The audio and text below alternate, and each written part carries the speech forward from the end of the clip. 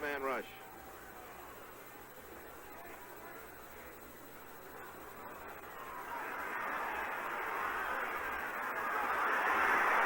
Now, so many Giants around. Pass intended for Jackie Smith. And now, look at Ken Parker go. And we've been expecting it all day. It was just here, and you knew it. And there it is, folks.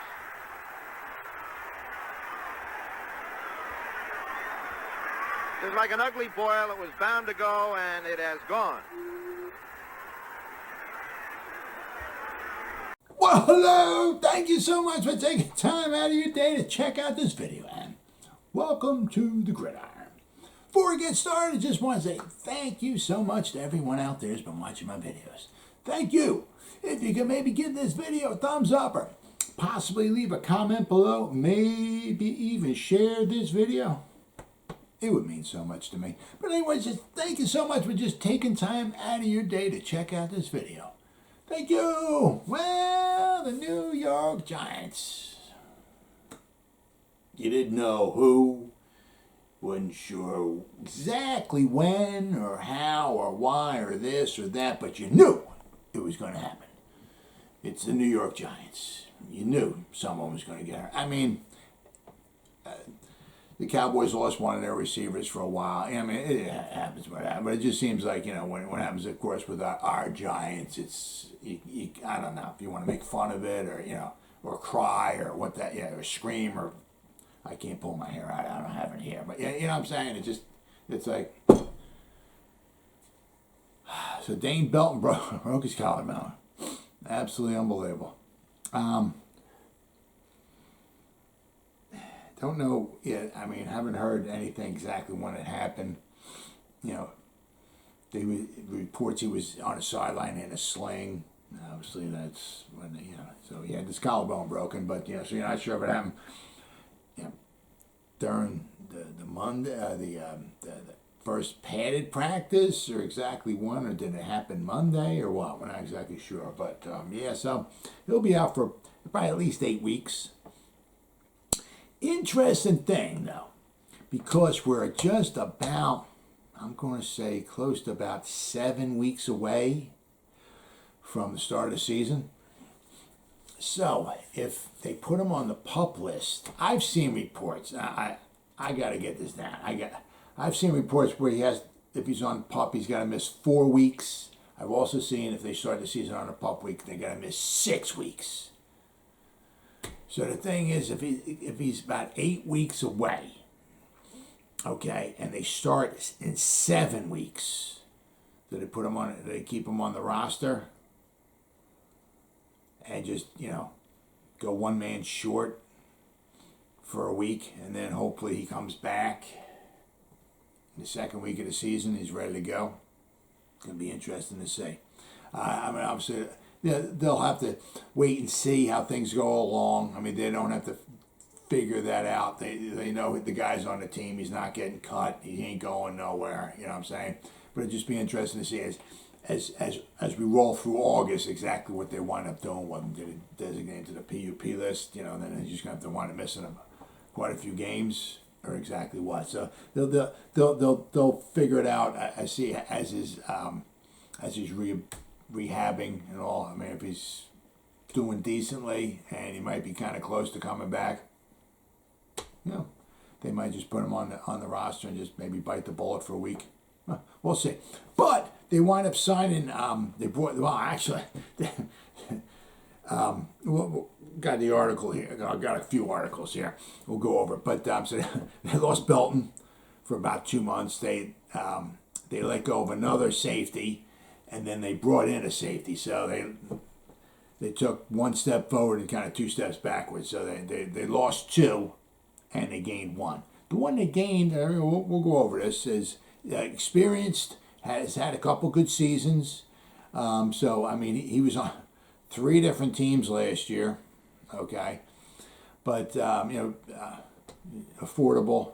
Right, experienced and has had some good seasons, and has also had some playoff experience as well too. So we're going to go over that. Then they had the padded practice and all. Shane Lemieux was doing some work at center. So I mean, we got maybe Andrew Thomas, maybe Azudu might slip in there at the left guard, and you got maybe Lemieux as the center. They're also talking about, there was another report, I might do part of it maybe on the video or maybe tomorrow, about maybe Nick Gates maybe getting some reps in preseason. I mean, holy crap.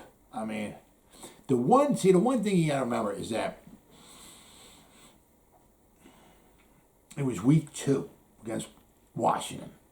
I guess week 3 was, yeah, I mean, it was glorious. Week 1, we lost Lemieux. He was out he played 1 quarter. He was gone for the rest of the season. Boom. Week 2 against Washington. Nick Gates, I think it was the 2nd quarter. Bam, snapped his leg. He's gone. Week 3, first drive of the game against Atlanta. Cordarrelle Patterson goes one way. Blake Martinez at his knee, and go the other way, and he lays on the ground. He's gone for it. I mean, it's like we didn't even play 9 quarters of football. We lost 3 starters. I mean, it's like, are you freaking kidding me?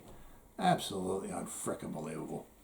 But so I mean, the biggest thing is with Nick Gates. I mean, his leg is it's like, holy cow, and he might come back in under a year. It's like, are you serious? I mean, everybody's pulling for the guy. I'm pulling for him. I'd love to see him, But I mean, he was playing center. Now the thing is that what I was also reading too is the Giants don't have any centers, signed for next year. Now, as I said, unless Shane Lemieux's going to maybe slide on over there, right? Because we'll have him for 1 more season, right? But I mean, he's basically a guard. But I mean, we don't have any real centers, on the team, really, period. We got guys that have been guards or tackles who, by the way, I can play. I played some center, So, but as far as just a real size, just a center, like Billy Price, we don't have that. So, we've also had some problems snapping the ball. I mean, balls have been just getting snapped. Ben Bredesen, I believe, I believe, if I remember correctly, he took some snaps at center and with no pads on. And I thought I heard in a video that he didn't even have helmets on, if I remember correctly. But I mean, it was just a jersey. I don't even, maybe not even have a helmet on. And he snapped the ball over Daniel Jones's head. It's like, but that's, you think, we'll just slip so-and-so in there. Well, okay, I hope the guy can frickin' snap the ball. It's the most basic and elementary kind of thing, but, it's, snapping the ball, maybe, but trying to snap it back in a shotgun, maybe you're getting a little tired and you're out of breath, and 55's the mic. Okay, we got this play going on. I gotta slide over here. I gotta protect over there. Oh, it's on 2. It's on 2. Yeah. Guy's thinking a mile a minute. All of a sudden, the ball's got to get snapped, and he just flips it back there. Where's the ball going?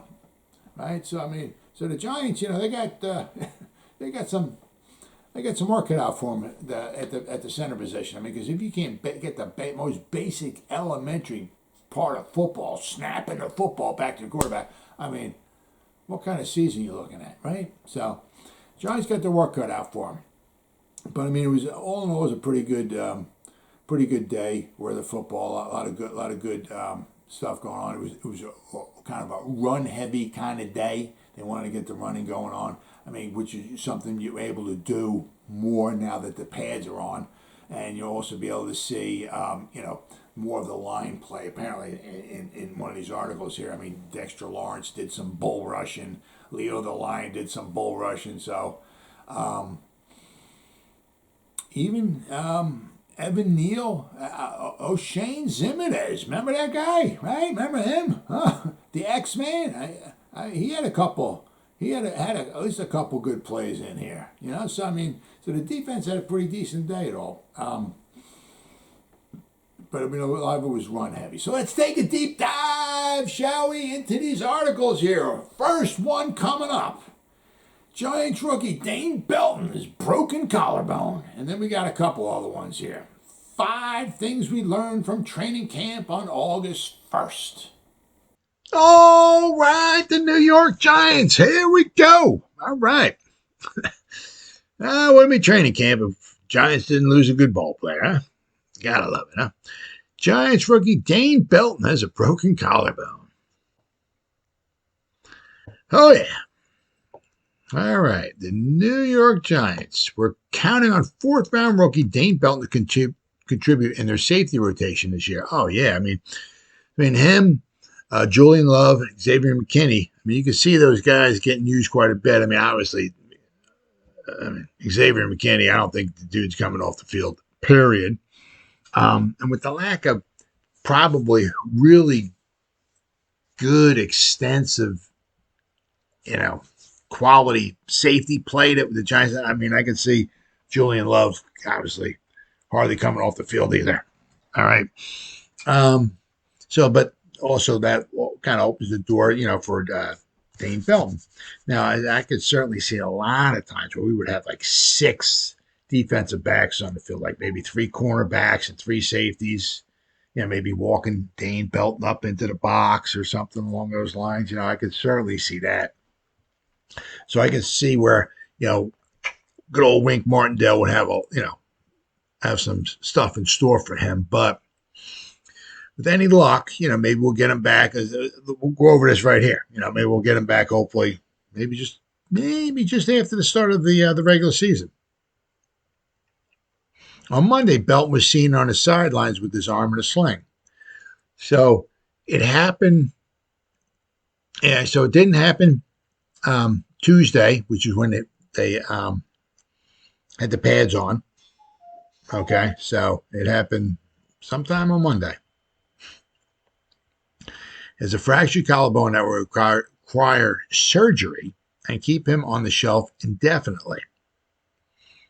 There is speculation that he could be ready for the start of the regular season, but that seems unlikely. Surgery with plate and screws and could be back in about 8 weeks. Seems to be an ideal IR and come off week 4. So, come off the IR on week 4. So, we'll see. Jordan Renan, rookie safety, has a broken collarbone, per sources. Tough break for the 4th-round pick, was making a real strong impression. So, that's good. I mean, it is what it is. Hopefully, he heals, comes back, and hey, if we got to wait a few games or so to get the man back, it is what it is. But it's nice to hear he's making a good impression. That's fantastic. Especially nothing gets you more jazzed. Well, I mean, obviously when you get Neal and Thibodeau and those guys are really doing good, that jazzes you up. But I mean, it's so just awesome when you get like a 4th-round pick or a 5th-round pick or so, and they really seem to be doing well. I mean, that's special. That's good. That's a great feeling. It's nice because you got to hit on some of those guys, those later round picks. You have to. I mean, that's, All right. Belton was the 114th overall selection in this year's NFL draft out of Iowa and was being counted on to fill a need at safety alongside Xavier McKinney and Julian Love. The Giants will now have to find depth elsewhere until Belton can return. And they did. We'll go over that in a minute. Belton was chosen by the Giants due to his versatility as a safety/linebacker, right? And back at safety, have him walking up in the box. That way he can be, either a safety or, if the help may be in the run game, he can, be a linebacker in the box, so who fits well with the new scheme being implemented by defensive coordinator Wink Martindale. So now the Giants signed Jarrod Wilson, okay, who's a good, he's kind of like the other guy that they had just signed too. I mean, not that Andrew was previously with the Giants. This guy isn't, but I mean, they both got some experience, okay, and they both had some decent seasons in the past, including Jarrod Wilson, okay. And they waived the injured defense back, Jarren Williams. He had they were trying to get him back in the possibly to be a safety as well, but he had a hamstring. I know, hard to believe. Giants Hamstring on the Giants. It's hard to believe. I know. I'm shocked too. But yeah, they waived him. So the New York Giants signed veteran defensive back Jarrett Wilson and waived Jaron Williams with an injury designation. So Williams will revert to the team's injured reserve list. Should be cleared waivers on Tuesday. Wilson, 28, signed on with the Jaguars as an undrafted free agent out of Michigan back in 2016. He was entering the second year of the 3-year, $7.25 million contract when the team exercised his 2021 option. Yeah, in 2021, he was on 3 different teams. So, which I'll go over that in a minute. Wilson was among Jacksonville's final roster cuts coming out of the preseason and signed to the Jets practice squad. From there, he joined the 49ers midseason. That would be your 3 teams. 2021, Wilson appeared in 9 games for the Jets and 49ers, recorded 14 tackles, 1 sack, and no interceptions. We had him included in our top 100 available 2022 free agents list. So now here he is right here, okay? Jared Wilson. All right, now you'll see here. Okay, right here. August 31st, 2021, Wilson was released by Jacksonville. So in preseason, he was on Jacksonville before the season started. Right at the end of August, they let him go. Okay. About 6 days later, on September 6th, Wilson was signed to the Jets practice squad. He was promoted to the active roster 8 days later, and then Wilson was released on October 7th, and he was re-signed to the practice squad that same day. He was promoted to the active roster on October 26th, but then he was released 4 days later. I mean, that's just crazy, isn't it? Wilson was re-signed to the active roster on November 2nd. He was on the active roster the 26th, released 4 days later, and about 4 days later, he was signed back to the active roster. On December 7th, Wilson was released. I mean, it's just crazy. I wonder why he didn't have such a great season last year. I'll go over that in a minute. On December 9th, okay, 2 days later, after he was released, he was signed to the 49ers practice squad. He was promoted to the active roster on the 23rd, 14 days later, and he was waived about a month later and re-signed to the practice squad. I mean, then on August 1st, he was signed, the Giants lineup signer. I mean, crazy, crazy stuff here.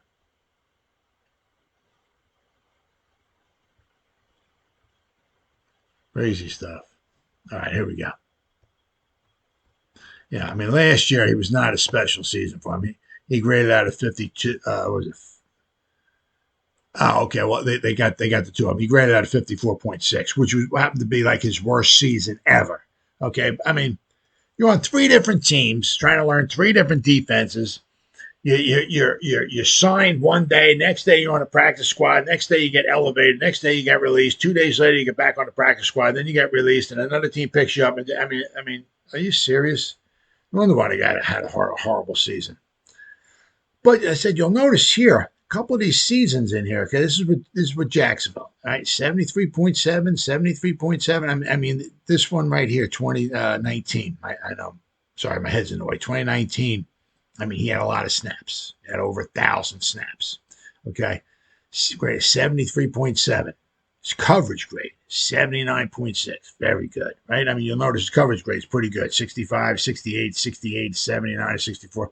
I said last year, I mean, I wouldn't even count. I mean, the guy didn't know whether he was coming or going last year. So I would, I'd give him a mulligan for last year, okay, being on 3 different teams. That stuff's just kind of crazy.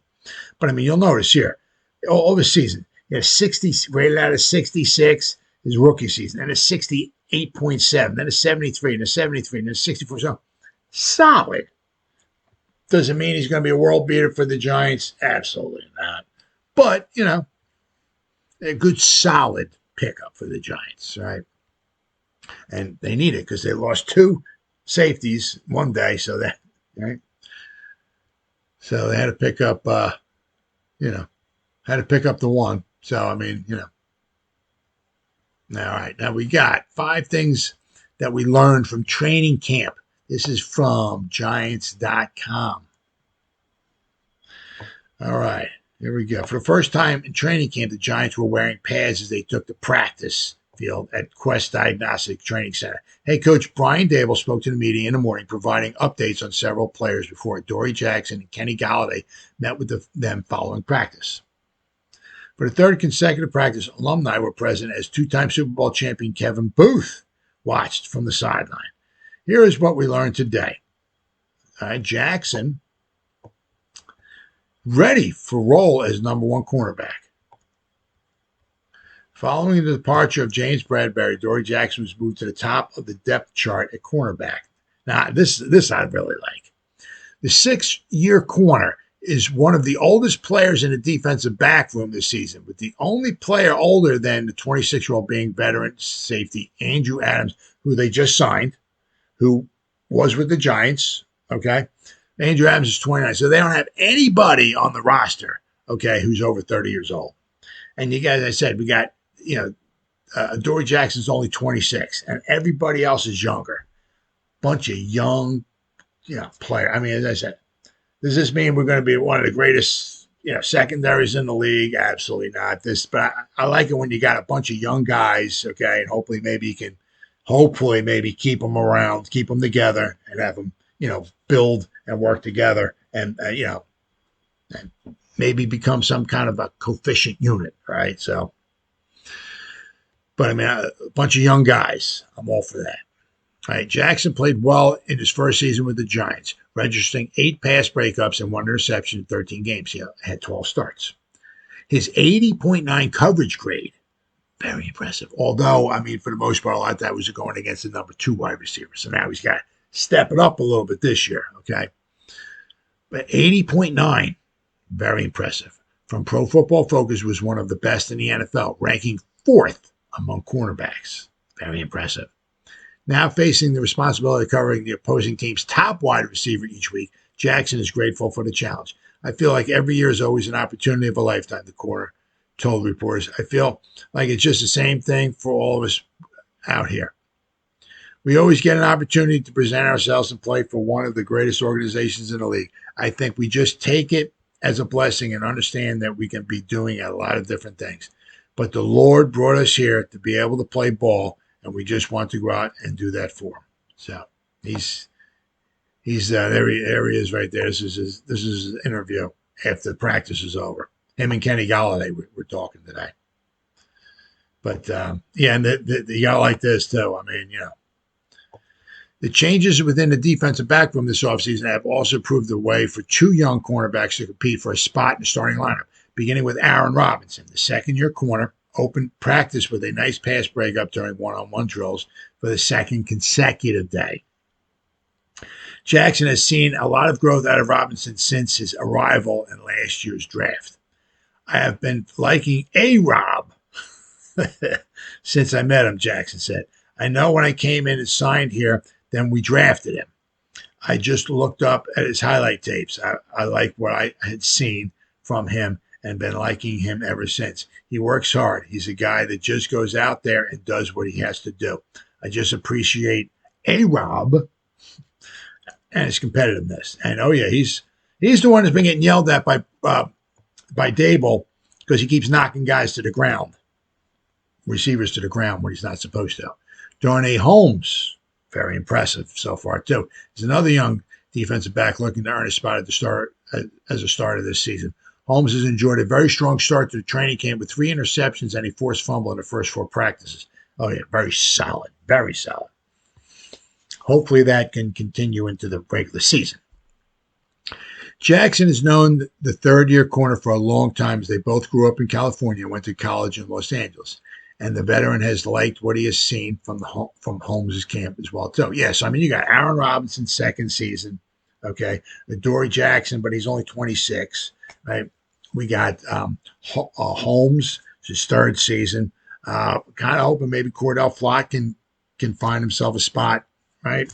He's the rookie, right? So I mean, we got some young guys. I said, I'm not saying we're going to be the greatest secondary in the league, but young Julian Love. Don't know if we're going to re-sign him after this season. We'll have to wait and see.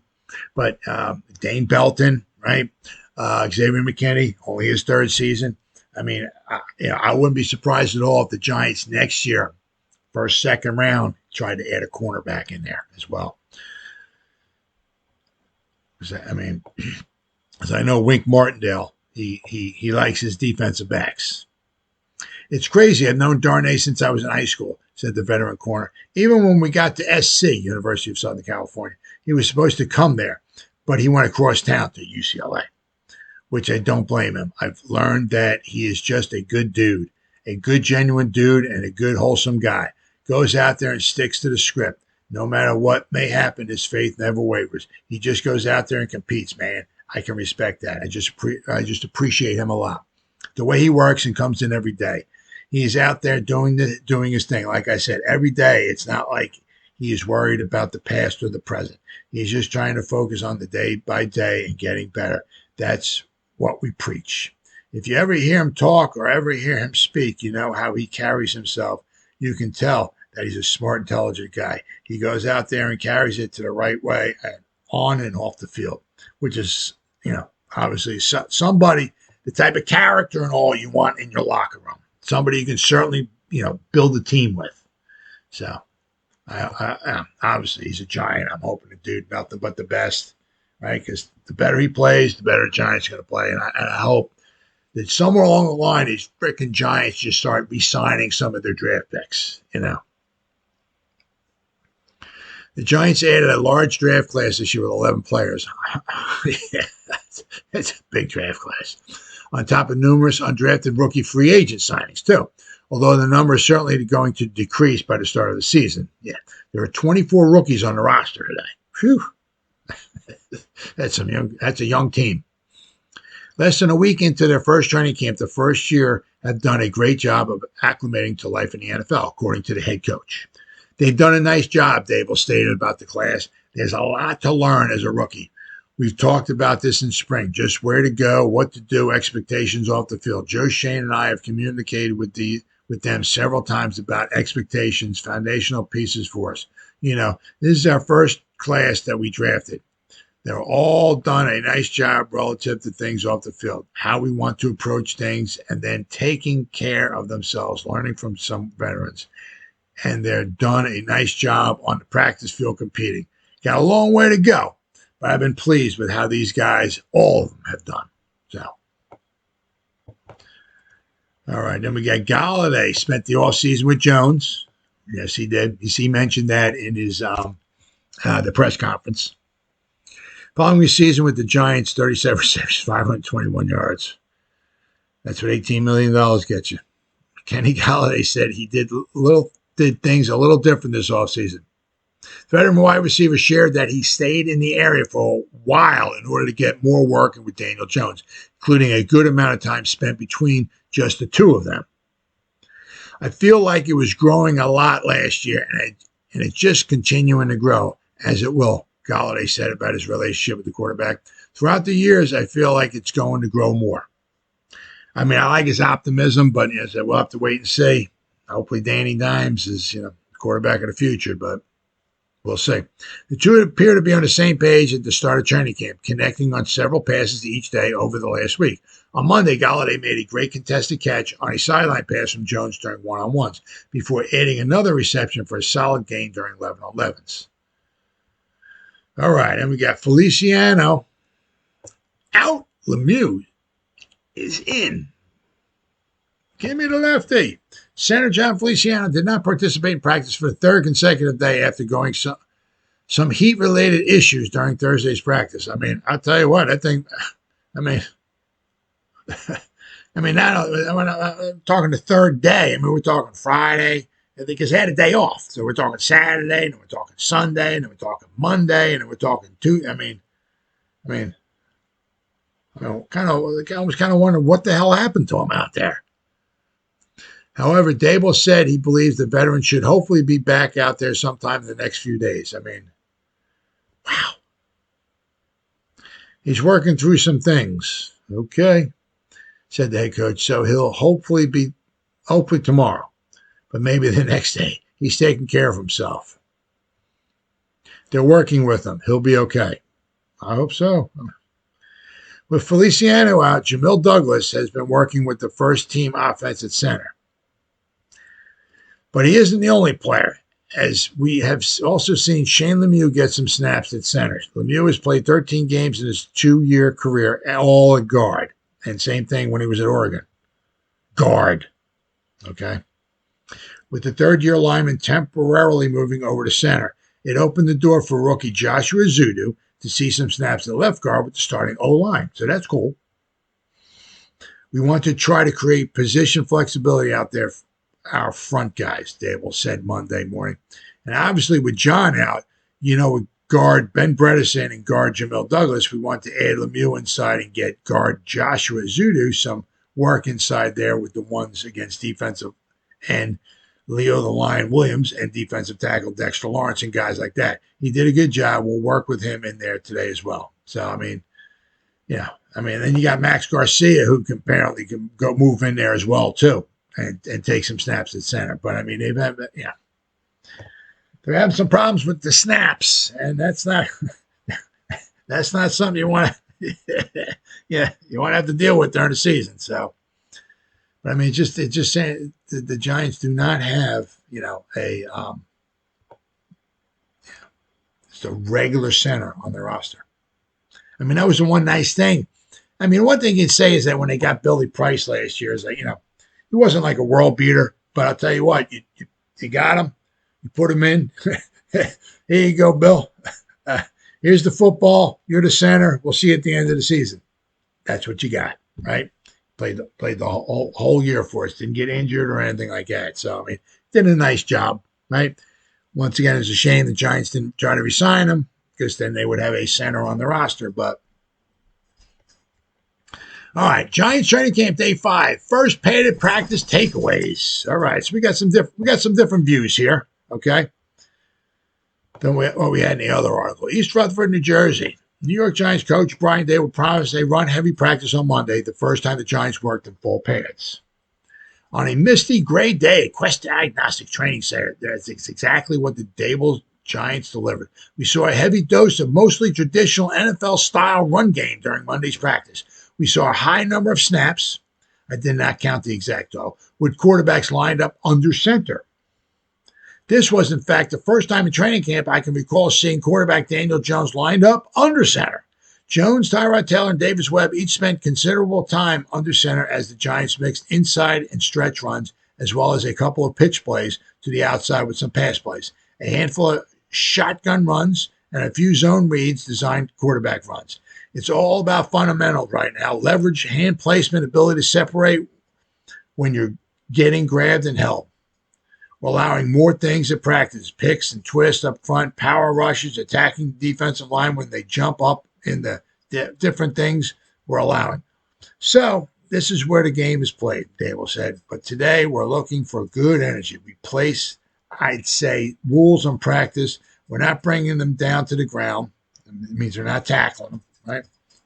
We got to take care of our guys. But we want to be physical. We want to be in good position, play with good leverage, play aggressive, move the line of scrimmage, stop the line of scrimmage. So I guess have good offense and have good defense as well, too.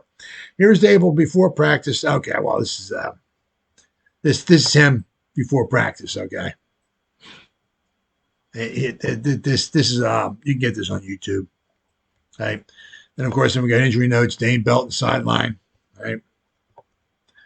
4 Giants were held out of practice. Starting center John Feliciano missed their third consecutive practice day, but actually it was more like 4 or 5 days in real time. The suffering heat-related hydration issues at the end of last Thursday's practice. So, he must have been knocked out. I don't know. It's going to take him a week to come back. Wow. Rookie safety Dane Belton did not practice, was seen with his left arm in a sling. That's because he cracked his collarbone and will be out extended period of time. Tom Rock of Newsday wrote that Belton will probably be out until midseason. Nah, I don't think so. Midseason, week 8, week 9? Yeah, it's not happening, pal. Safety Jaron Williams, who missed considerable time in spring, and tight end Ricky Seals-Jones did not practice with undisclosed injuries, okay? But That's because Jaron Williams is being let go. Giants did hold a player workout post-practice. Perhaps that could lead to a roster move involving Belton. Where is the 7-on-7s? They haven't had any. A staple of every training camp I've witnessed in recent years. Well, also in the recent years, we haven't done so well either, so maybe that might be a good thing. Whether it was run by Ben McAdoo, Pat Shermer, or Joe Judge, has been 7-on-7 work. Thus far in this camp, I don't recall seeing the Giants run any 7-on-7. Practice periods have either been individual or 11-on-11. I asked Dable on Monday to explain. I like the quarterback to field people around him, Dable said. There's a time and a place for it, meaning 7-on-7s. In some of those spots, instead of a 7-on-7, we've worked individual technique, whether it's 1-on-1s, 2-on-2s, or 3-on-3s. I think it's important for a quarterback to feel the people around him in particular, and that's not happening with 7-on-7s. So, and that's important for freaking Daniel Jones. He needs to feel the people around him, get the pressure, right? Crank that up, crank the pressure up, and see what he can do. Now, the one thing you don't know is about the ball security. I mean, we can see when he throws an interception, but the ball security, because they're not touching the quarterback. So whether somebody gets in there and could have caused a sack, could have caused a sack, and also caused a fumble as well too, that you really won't see until we get to until they start playing games. So, but we got an X-Man sighting. Oh, my goodness. Remember him? Oshane Ximines. Remember that guy? Yeah. Holy cow. One of the highlights of fully padded practice is watching offensive and defensive linemen battle one-on-one without restrictions. Absolutely. Oshane Ximines fighting to retain a 53-man roster spot with rookie right tackle Evan Neal. Whooped them. Both times the pair were matched up. Both times. Wow. The first time, Ximines left Neal on the ground. The second time, he used a speed rush to get past Neal to the outside. Ximines also beat Nigerian rookie left tackle Roy Mbaetika. But, I mean, Mbaetika, he's a work in progress. 6'9". He's a work in progress. Just keep your fingers crossed things work out for him, because, I mean, the dude is a fantastic athlete. Huge, right? But once again, it's a work in progress. And is there any guarantee he's going to make the team? Absolutely not. But right, Ximines though did incur the wrath of Dable for the offside penalty below. He had 2 of them on Monday. So I mean, that's one of the reasons. Sometimes that's one of the reasons why you're actually, if you're in the backfield before they actually snap the ball. Yeah, that helps you get with your pass rush. So he's got to clean that up. I mean, if you want to knock yourself off the team as fast as you possibly can, you just start jumping offside, right? When you're on the roster bubble and you just start causing offside penalties, right? I'm sorry, you jump offside, not cause them. You jump offside. Yeah, you see how fast you get waved bye-bye. I mean, yeah, right? A sack is great, but you have to play smart too. And we got good rep for Ximines eventually against Neal, but don't think Dable didn't appreciate it after an offside penalty. So, all right. Andrew Thomas and Kayvon Thibodeau match up twice. Thomas stoned the number 5 overall on both occasions. Thibodeau did beat backup tackle Matt Gano around the edge. Leonard Williams and Dexter Lawrence both won reps with powerful ball rushes, yeah. Williams pushed Mark Lewinsky into the backfield on 1 rep. Lawrence drove center Jamil Douglas back in what would have been into the quarterback's lap on a rep. So I mean, it sounds like the defensive line, at least Dexter Lawrence and Leo the Lion seem to be doing decently, right? Shane Lemieux at center. With Felicia on the sideline, Shane Lemieux took some first-team reps at center for the 2nd consecutive practice. When he was drafted in the 5th round of 2020, there was some thought that Lemieux, exclusively a guard, at Oregon, could play center. He did work there some during the 2020 preseason. Dable said Lemieux was good at center on Saturday. We want to try to create position flexibility with our front guys. And obviously with John out, with Ben Bredesen and Jamil Douglas, we wanted to add Lemieux inside and get Joshua Zudu some work inside there with the ones against Leo the Lion and Dexter Lawrence and guys like that. The Giants have no centers signed beyond this season. So, could Lemieux be a long-term answer there, perhaps with the Zudu, a rookie third-round pick, sliding in the guard next to him? And it's the other thing that I like, our offensive line, young. I mean, does that mean we're going to be a top 10 offense? Absolutely not. But, you know what I mean? Glowinski is, he's got some experience, but I mean, he's not a long-term solution, right? But we got McKeithen we signed. Hopefully he stays with the team, makes it all. But with the Zudu, right? Got Lemieux, Nick Gates. Hopefully he come back. But you got Andrew Thomas, Evan Neal, So, we got some young guys on this offensive line. We got a nice young team. And I said, if we don't set the world on fire this year, I'm sure we're probably not going to. But I said, if we keep signing our players that we're drafting, all right, keep the core of the team together, keep them kind of young, and each year add a few more pieces to the puzzle. Next year, maybe 2 years from now, we add another 4, 5, 6 pieces to the puzzle. We'll be looking good. Quote of the day. His faith never wavers. He just goes out there and competes, man. I can respect that. Adoree Jackson on Darnay Holmes. Now, here's the passing woes here. But, notice with Daniel Jones, I have been dreading posting these passing numbers, which is probably why there are 900 words into the story. These are all unofficial tallies based on my notes. Daniel Jones was 6 of 15, missing the last 6. So he was 6 of 9 at one point. All right. There were a couple of throwaways and at least 2 miscommunications with receivers.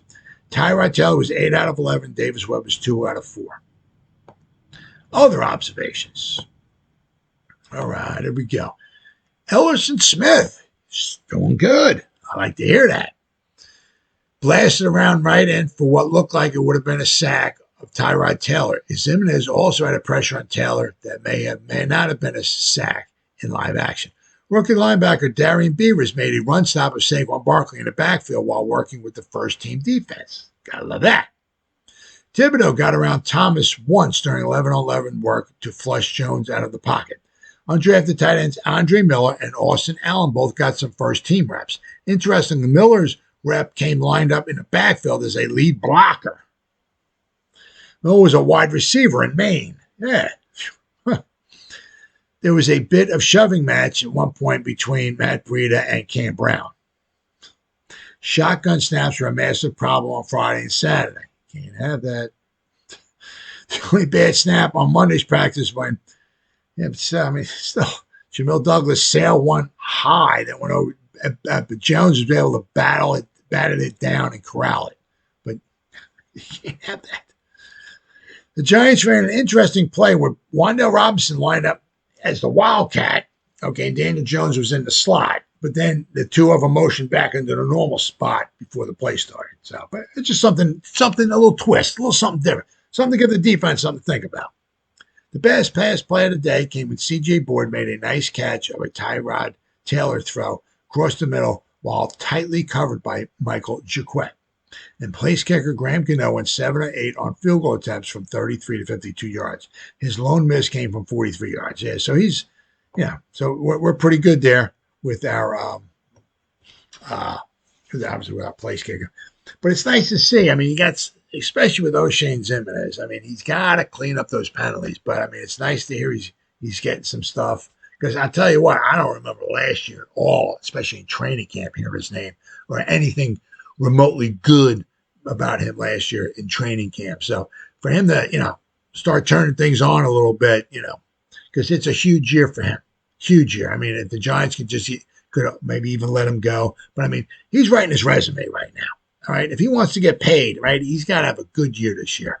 I'm saying, but I mean, man, if we got Azeez, right? I mean, if Oshane Ximines can step it up a little bit. Ellison's heard a lot of good things about Ellerson Smith. We got Quincy Roche. We got Kayvon Thibodeau. I mean, so we got some guys. I'm not saying we're going to be top 10 in sacks and all like that, but we got our hopefully our starting two, maybe Azeez and Kayvon. But then if you can get some guys in the back that can get 4 or 5 sacks apiece, I mean, that's pretty good. I mean, it'd be nice for a long. It's been a while since the Giants have had a nice number of sacks in the season, and the biggest thing they can do right now, as I said, is just try to learn to Wink Martindale, the defense. And then the good thing is that if you can get sacks when he causes all kinds of pressure because the offense doesn't know, who's coming, who's going, right? But if you can also get sacks, from your edge rushers, and maybe even if Leo Lyon can have another good year like he did 2 years ago when he had 11 and a half sacks, that's certainly going to help the Giants out a lot this year. So you see, I mean, all in all, it was a pretty good day. Daniel Jones, the passing. I mean, I'm hearing a lot. I mean, he's making some nice throws. From what I'm hearing and all and reading, but also some of it. Sometimes that they seem to think that he's struggling a little bit. Sometimes they seem to think that maybe Tyrod Taylor might be the better quarterback out there. So I'll have to keep an eye on that. But I mean, Daniel Jones didn't have a super spectacular day throwing the ball, but they had a lot of interesting things where Daniel Jones was in the slot, and then Wan'Dale Robinson was in the back. I mean, like it was a wildcat, and then then they shifted him, back into the normal positions. So they had some offensive things were going on, kind of a run heavy kind of day, right? They were trying different guys out at center. Shane Lemieux was in there. But, I mean, the defense seemed to do a decent job today. I mean, they're talking about Ellerson Smith had a good rush. Kayvon Thibodeau got in there. The X-Man actually got in there. Beavers got in, did a decent job stoning Saquon Barkley, I think, was behind the line of scrimmage. So, all in all, for the defense, it was a pretty good day. Usually in the beginning of training camp, that's the way it winds up being. Especially with the offense. I mean, the defense will learn a new system too. Don't get me wrong. But a lot of times it takes the offense a little while to start gelling and to catch up and all. Especially, once again, you got a brand new coordinator in there. We got a brand new coach, brand new GM, brand new system. I mean, a lot of the guys are still the same, okay? But, you got a brand new system in there, so it takes a little bit of time to gel. I said the one thing is just kind of with Belton. Hopefully he can be back. I said hopefully if they put some plates and some screws in there, mend it up, right? Hopefully give him 2 months and hopefully he'll be back, which would be just about maybe week 2 or so. So we'll have to wind up seeing as August goes along how he's rehabbing and do they start him on the season on the PUP list or not. Very interesting. But the one thing is it's just it seems like a lot. As the days go by, just seeing more and more about maybe not Daniel Jones looking unbelievably ungodly horrible, but just not really like crisp. I mean, the first day apparently he seemed to do pretty good, but after that, right, it just a lot of kind of seemingly mediocre days. Kind of stacking them one on the other. He was 6 out of 15, I believe. It was like the last 6 passes he threw were incomplete. But it's just a lot of just mediocre days, And we're still early, right? Still early, still learning the system and all and everything. But I just start hoping that one of these days you start hearing Daniel Jones look good. The next day, Daniel Jones was looking even better. The next day, maybe Daniel Jones is starting to really command this offense and all that. You really want to hear that. I mean, because it's not even so much. It's like, well, okay, well, he won't be our quarterback for next year or whatever. But it's like, who's the quarterback going to be? I mean, we're gonna have Tyrod in there. I'll be happy as hell if Tyrod's in there, which would be fantastic. But then you have a quarterback. Sometimes if you have 2 quarterbacks, you have no quarterbacks. Bill Parcells that. And sometimes it's very, very true. I mean, if Tyrod Taylor wants to be in our quarterback for the season, I'm all for that. I ain't got no problem. But he's not the long-term solution. So then we, once again, the Giants will be back to the drawing board once again. And it'll be interesting to see if Daniel Jones is not our quarterback, okay, how the Giants approach us. Keep hearing these rumblings about Jimmy G, right?